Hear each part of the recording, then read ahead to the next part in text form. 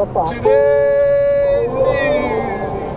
CBS News on the Hour, sponsored by Progressive Insurance. I'm Monica Rick. At least 30 Palestinian protesters have been arrested at UNC Chapel Hill today, adding to a total that's now over 1,000 arrests at dozens of college campuses nationwide. One of the biggest still happening at Columbia. CBS New York reporter Christina Pham is there.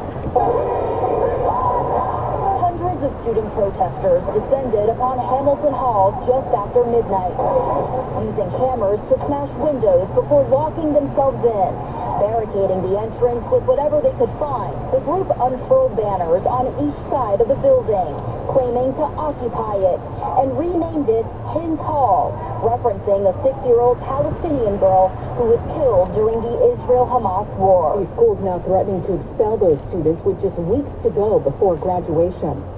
CBS News has learned the Biden administration is now considering bringing Palestinians to the U.S. as refugees as a permanent safe haven, many of them coming from Egypt after escaping the war that's displaced hundreds of thousands of civilians. Former President Trump got hit with $9,000 in violations today for violating a gag order in his criminal trial in New York. The court just wrapped for the day, and he is still railing against that judge. We're in, and I think the people are understanding it.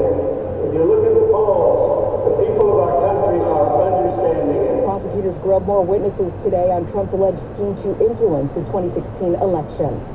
It is Jane Fonda Day in Los Angeles. The county's Board of Supervisors recognizing the actress for her advocacy on environmental issues, which she says will be pivotal this November.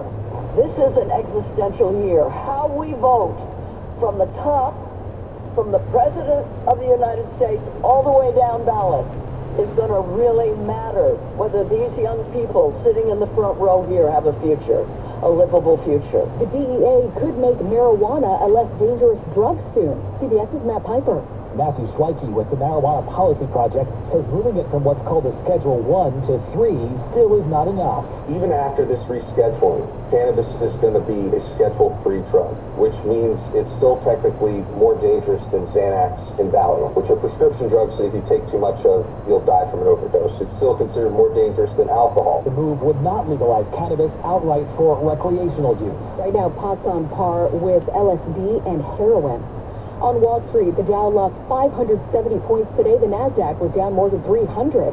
This is CBS News. Well, that's today's news. Today's news.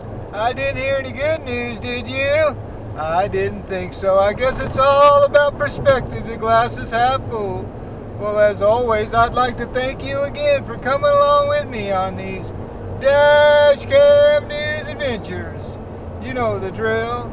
Peace, love, and all that hippie jazz. Bye-bye, everybody. It's 72 degrees in Orinda, California.